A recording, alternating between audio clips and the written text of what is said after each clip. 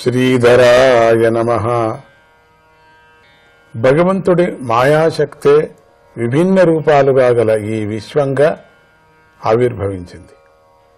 అలా ఆవిర్భవించటానికి కారణమైన భగవంతుని యొక్క అద్భుత ప్రభావానికే కాలము అని పేరు. అంతటికీ ఆశ్రయమైనది కాలమే కదా. పంచభూతాల ద్వారా ప్రాణులలో ప్రవేశించి వాటిని నశింపజేస్తుంది. జగత్తును శాసించే బ్రహ్మాదులను కూడా కాలం శాసిస్తుంది. యజ్ఞ బలదాత అయినటువంటి విష్ణువే ఆ కాలం కదా. కాలానికి ఒకడు మిత్రుడని గాని మరొకడు శత్రువని గాని లేరు. దానికి బంధువులు లేరు. అది అందరినీ సంహరిస్తుంది. సర్వాన్ని నాశనం చేసే కాలం నిత్యము అప్రమత్తంగా ఉంటుంది. భోగాలలో మునిగి ఒళ్ళు మరిచిన వారిలో ప్రవేశించి వారిని నాశనం చేస్తుంది.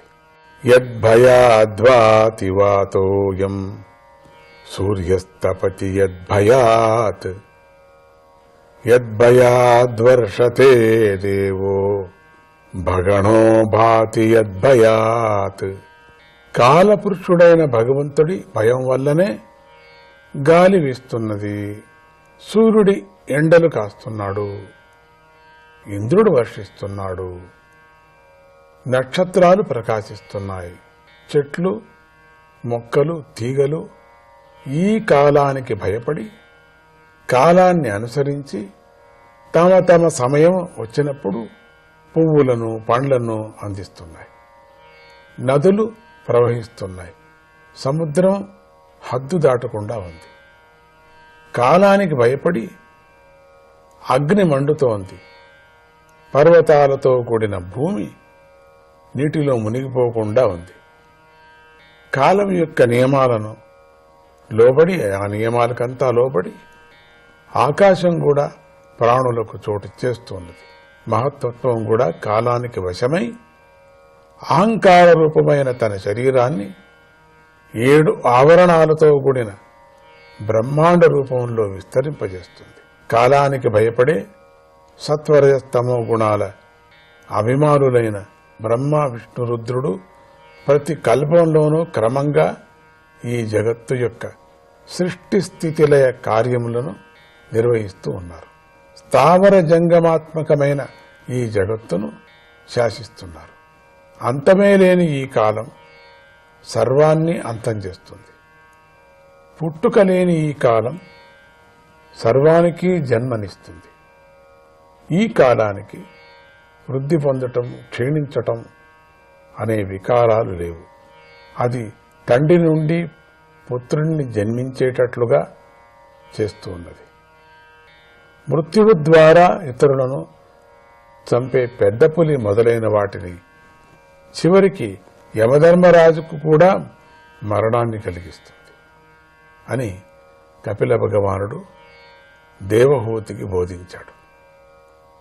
ఇంతటితో 3వ స్కందంలోని 29వ అధ్యాయము సమాప్తమవుతున్నది. 30వ అధ్యాయం.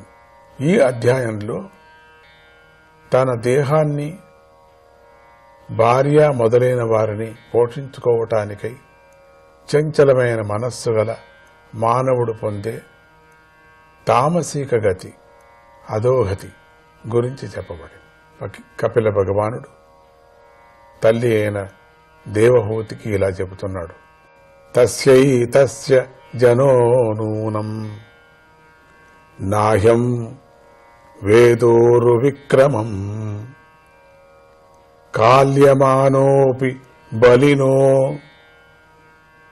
వాయోరివ ఘనావలి. అమ్మా, బలమైన వాయువు మేఘాలను దూరంగా ఎగరగట్టొస్తుంది కదా. వాయువు యొక్క ప్రభావం ఎంతటిదో ఆ మేఘాలకు తెలియదు. అలాగే ఈ కాలం కూడా జీవుడిని సంసారంలో గిరిగరా త్రిప్పి పీడిస్తుంది. కానీ జీవుడు గొప్పదైన సంసారం యొక్క ప్రభావాన్ని తెలుసుకోలేకపోతున్నాడు. ఇది సత్యం. మానవుడు సుఖాన్ని పొందాలని ఆశపడి ఎంతో కష్టపడి ఏ ఏ వస్తువులను ప్రోగు చేస్తున్నాడో వాటన్నిటినీ కూడా కాలం రూపంలో ఉన్న దైవం తుడిచిపెట్టేస్తుంది, నాశనం చేసేస్తుంది. అవన్నీ నాశనం చేస్తుంది. చివరికి దానివల్ల మానవుడికి దుఃఖమే మిగులుతుంది. యద ధ్రువస్య దేహస్య సానుబంధస్య దుర్మతి ధ్రువాణి మన్యతే మోహాత్ గృహక్షేత్రవసూని చ. మందమతి అయిన జీవుడు అనిత్యమైన దేహాన్ని, దానికి సంబంధించిన ఇల్లు, పొలము, ధనము మొదలైన వాటిని అజ్ఞానంతో నిత్యములని భావిస్తున్నాడు. అవన్నీ కూడా అదే జీవుడి దుఃఖానికి కారణమవుతుంది. ఈ సంసారంలో జీవుడు మనిషి, పశువు, పక్షి, దేవతలు మొదలైనవి ఏ యోనుల్లో జన్మించినా కూడా వేరువేరు యోనుల్లో అతడు దాన్ని సుఖంగానే భావిస్తున్నాడు గాని విరక్తిని చెందటం లేదు. శ్రీహరి మాయ చేత జీవుడు విశేషంగా మోహితుడై ఉన్నాడు. అటువంటి జీవుడు నరకంలో ఉన్నప్పటికీ అక్కడ లభించే అల్పసుఖాలను కూడా ఆశపడుతూ ఆ దేహాన్ని కూడా విడిచిపెట్టడానికి ఇష్టపడటం లేదు. తన శరీరము, భార్య, సంతానము, ఇల్లు, సంపద, బంధువులు మొదలైన వాటిపై గట్టిగా లగ్నమైన మనస్సుతో అనేక కోరికలను కలిగి మానవుడు తాను గొప్పవాడిగాను భావిస్తూ ఉంటాడు. మాయకు లోనై అతడు దుష్టమైన మనస్సుతో నిత్యం కోరికల సాధన గురించి, వాటి రక్షణ గురించే ఆలోచిస్తూ ఉంటాడు. ఆ మనోవ్యథతో అతడి అవయవాలన్నీ తాపానికి గురవుతాయి. వాడు నిత్యము పాపకార్యాలనే చేస్తూ ఉంటాడు.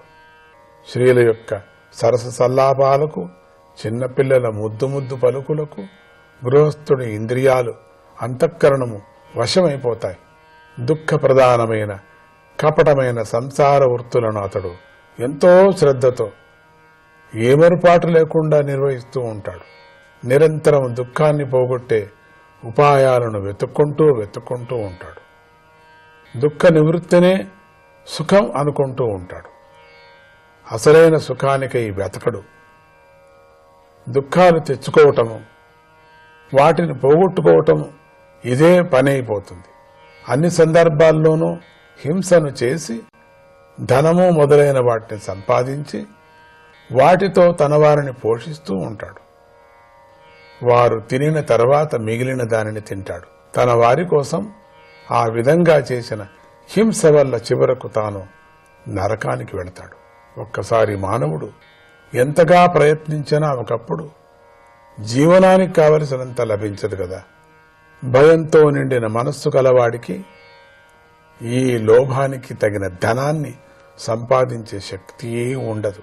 అప్పుడు అతడికి దృష్టి ఇతరుల ధనంపై పడుతుంది.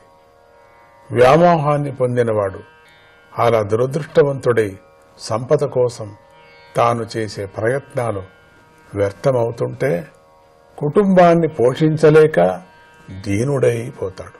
శ్రీధరాయ నమః.